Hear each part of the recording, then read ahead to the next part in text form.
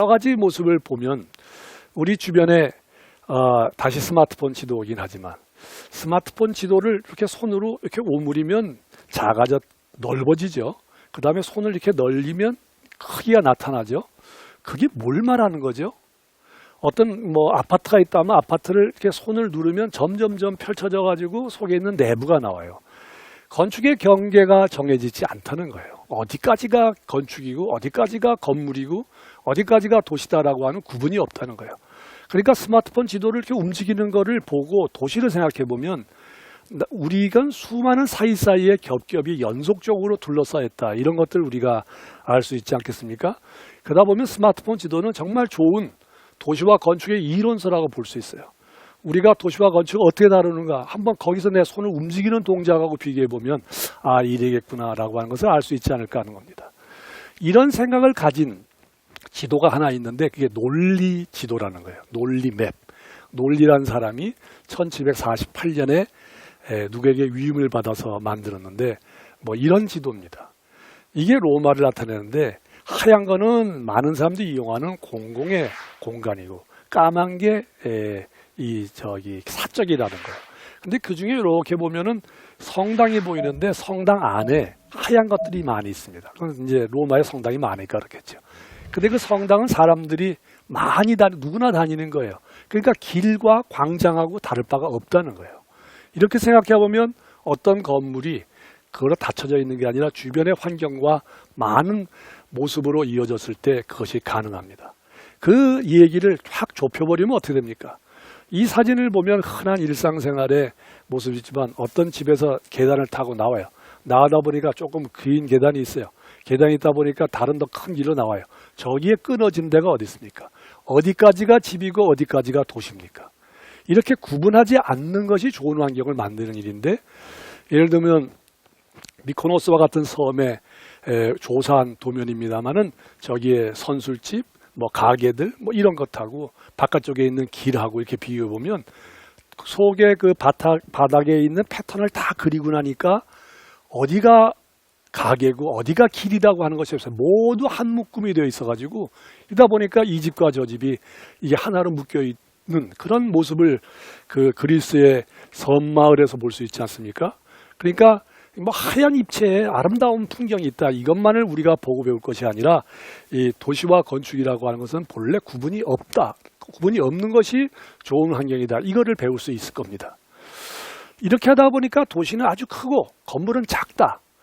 이렇게 생각하기가 쉬운데 이거를 제가 학교에 쭉 있었을 때 그 후문을 나오면서 자동차를 타고 나오다가 찍은 사진이 저거를 해소하는 답이 되지 않을까 하고 생각합니다. 저거는 이제 낙성대역을 지나가는 어떤 모습이었어요. 거기 보니까 아파트가 많아요. 근데 가운데 넓은 건물이 하나 세워졌어요. 저게 주유소 건물이었던 거를 이렇게 펼쳐가지고 만든 거였는데 저 집이 세워지자마자 보니까 주변에 있는 여러 좀 그렇게 잘생기지 않은 건물들이 모두 한꺼번에 해서 나타나요. 저 집이 얼마나 작을까요? 대지 경계선 안에 있는 작은 집이었는데 그 집들이 일단 세워지고 나면 멀리서 보인다는 겁니다. 1km, 2km, 5km. 그러니까 건축물은 작은 게 아니에요. 아주 작게 보이지만 마치 그 화선지에 물이 떨어지면 확 번지듯이 이렇게 환경에서 번지는 게 있어요. 그러니까 건축은 작고 도시는 크다. 이런 생각을 하면 그것이 안 된다는 얘기입니다. 이런 존재를 확대를 해보면 도처에 많이 발견할 수 있지만 이를테면 베네치아의 도시들. 저게 도시계획에 의해서 세워진 도시입니까? 건물들이 모두 모여서 사이와 사이를 만들어가는 그 도시의 모습이라 볼 수 있지 않겠습니까? 물론 우리의 서울이나 부산이나 대도시들이 저렇게 베네치아처럼 지을 수는 없지만 저기에서 교훈을 얻을 수 있을 겁니다. 저 도시는 도시계획이라든지 지역지구제 같은 걸로 만들어진 도시가 아니에요. 보니까 이제 주소를 쓰시죠. 주소를 보면 제가 이제 있던 대학의 제 방의 주소입니다. 그 주소를 영어로 보니까 저렇게 써져요. 그러니까 우리나라는 주소를 쓰고 대한민국이 있고 서울이 있고 관악구가 있고 큰 데서 작은 데 이렇게 쪼개지다가 제일 마지막에 방 이름이 나옵니다. 근데 영어를 보면 방 이름이 먼저 나오고 건물이 나오고 점점점 커져서 대도시가 나오고 국가가 나와요. 반대로 읽어요. 그러니까 우리는 이제 우리나라 주소 쓰듯이 도시를 큰 것부터 작은 걸 잘라가지고 건물이 있다 이렇게 하지만 영어식은 뭐냐면 작은 것부터 출발합니다. 작은 집에 모여서 크다고 하는 걸 출발하는데 저런 주소 쓰기를 하나 보면서도 우리가 건축과 도시에 대한 생각을 바꿔야 되지 않을까 이런 생각을 해봅니다. 또 다른 하나는 사람의 행위가 있는데 행위가 도시와 건축을 있습니다. 행위라고 하는 건 뭐냐면 사람이 움직이는 거예요. 뭐 누구하고 주거니 받거니 말도 하고 뭐 표현도 하고散歩도 하고 뭐 이런 거 아닙니까? 그런데 그 사람의 행위라고 하는 것은 끊임이 없어요. 뭐 앉아가지고 저렇게 위에 있는 그림처럼 딱 정탁을 만들어 놓고 딱 여러 사람이 저기 8명이 앉아있네요. 8명이 앉아서 식사하는 것처럼 보이지만 사람이 식사를 시작하면 밑에 있는 그림처럼 복잡하게 움직입니다. 저거를 이제 이렇게 연속 사진처럼 그린 거죠. 그러니까 위의 그림은 어떤 사물과 행위가 움직이는 것 속에 사이가 없어요. 그 밑에 있는 것은 무수한 사이가 있어요. 그 사이를 관심 있게 들여다보고 그 빠진 것이 없도록 뭔가 배려를 해줘야지 된다라고 하는 아까 환경에 해당되는 생각이 저 탁자 쪽에 그려져 있는 겁니다. 환경은 공기나 대기를 가지고 만든 거였지만 저거는 사람의 행위를 가지고 만들었는데 사람의 행위는 끊임이 없어요. 그러니까 이제 뭐 어떤 명동이나 어떤 이 가게들이 많은 질비한 번화가 속에 가면 거기에 이제 노점상들이 있어요. 노점상들이 이렇게 쳐다보면 끊임이 없습니다. 사람이 물건을 살려다가 그냥 가는 사람도 있고 스쳐가는 사람도 있고 오토바이 타고 가는 사람도 있고 무수한 사람이 겹쳐져 있으니까 저기에는 문지방이 없어요. 저런 환경을 만들어줘야겠다라고 하는 게 이제 도시와 건축을 만드는 아주 중요한 생각입니다. 물론 도시계획을 하고 건축을 만드는 사람 전문가가 저걸 잘 알겠지만 그렇지 않은 모든 국민과 시민들이 저런 사실을 요구할 줄 알아야 돼요. 환경이 그러면 주어졌는데 행위는 어디서 일어나냐? 행위는 따로 건축가가 도시기획자가 정해진 곳에 이루어지는 게 아니고 건축과 도시 전체에서 이루어진다 이렇게 봐야 될 겁니다. 공원이 있어요. 공원의 한가운데가 아니라 중요한 것은 공원의 그 끝자락에 있는데 사람이 더 많이 가요. 그 공원 한가운데 있는 게 아니라 아까 제가 나이테가 있고 힘이 있다 그러는데 사람이 공원이 있다면 어디를 제일 많이 하면 공원과 공원 끝자락에 있는데 사이를 지나는 것이 훨씬 더 많아요. 그러니까 공원 계획을 할 때 저 끝에 있는 나이테처럼 생기는 바깥쪽에 있는 곳에다가 이 사람이 활기 있게 만드는 것이 공원을 잘 만드는 방식이에요. 교통기관도 마찬가지예요. 저기 있는 그 암스테르담에 있는 임시 자전거 보관소가 있는데 저거 만들고 한 5년 정도 쓰다가 그냥 이렇게 버릴 생각이었어요. 그러니까 템퍼럴이죠. 임시. 그런데 저기에 운하에서 배를 타고 왔다가 자전거를 타고 거기는 뭐 평탄하니까 자전거를 많이 쓰지 않습니까? 그러다가 보니까 저 자전거에 뭐 2,000대인가 3,000대인가 저기를 타고 왔다가 다시 내려왔는데 저게 굉장히 장관이라는 거예요. 건물이 아름다워서가 아니라 건물을 사용하는 사람들의 그 생활의 모습이 스펙타클한 장면을 만들어주니까 제일 많이 사진을 많이 찍는 데가 저 다리 근처에서 관광객들이 와가지고 많이 찍는다는 거예요. 그만큼 행위라고 하는 것이 환경을 바꿔주는 겁니다. 그러니까 모든 행위에 장소를 제공한다. 또 이런 것들을 엮어주려고 도시를 만든다. 이런 것들이 필요하지 않겠습니까?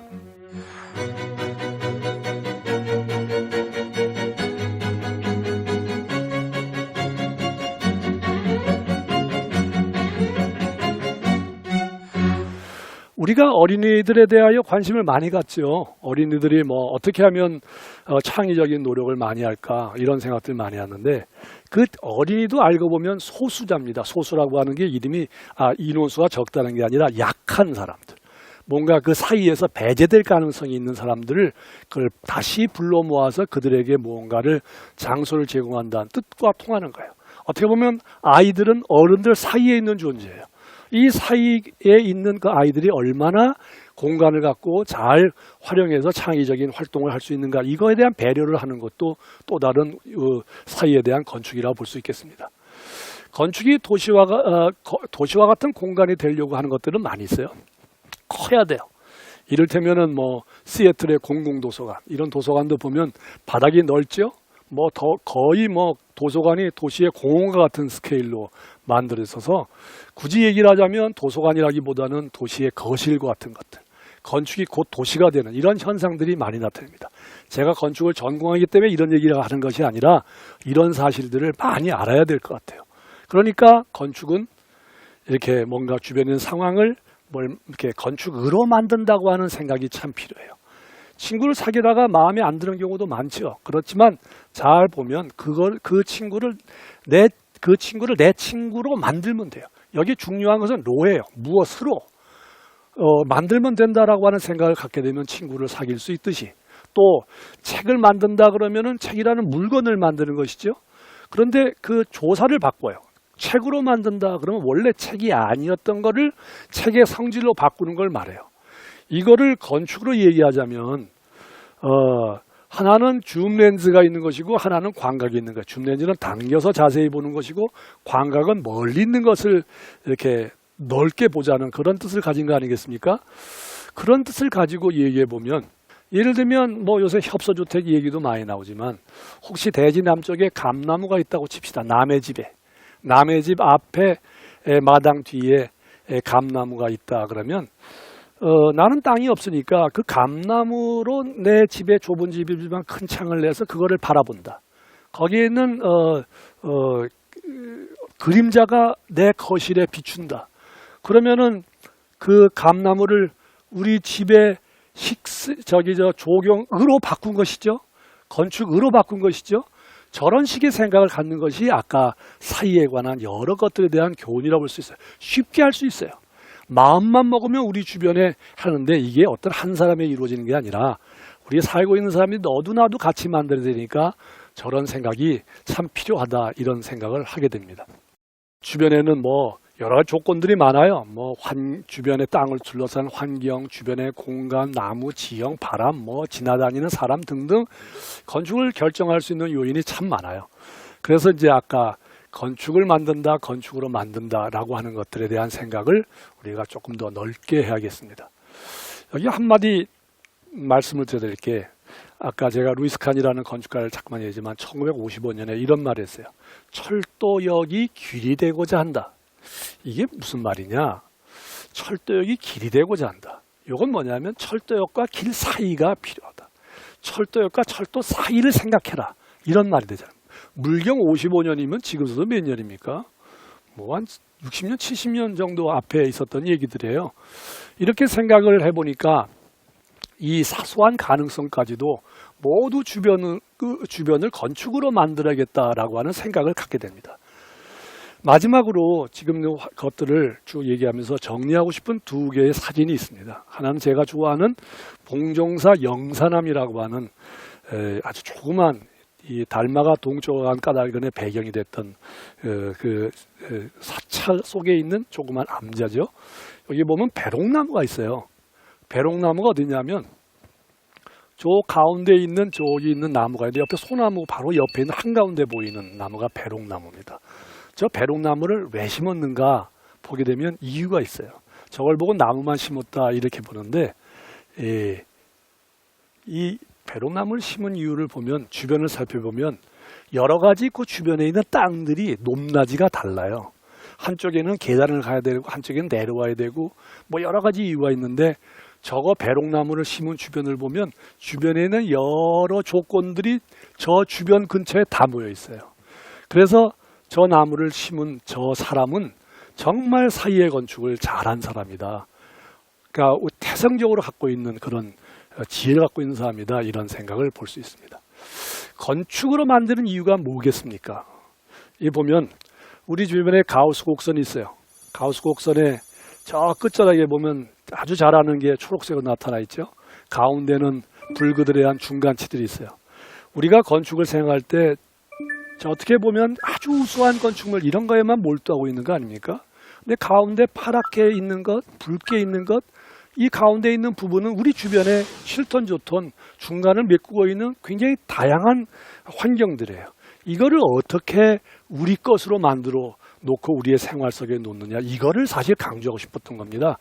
무슨 사이가 있어서 철학적인 얘기를 하려는 것이 아니고, 이런 모습을 갖고 있었을 때 오히려 내 주변 가까운 것, 어쩌면 저거 못생겼잖아 그러면서 무시했던 것, 이런 거라도 우리가 살고 있는 지금 여기 또는 우리가 살고 있는 자연의 환경을 이렇게 넓게 표현해야겠다, 이런 생각을 우리가 가져야 되지 않을까라는 생각을 가지고 건축을 사이로 생각을 해보았습니다. 감사합니다.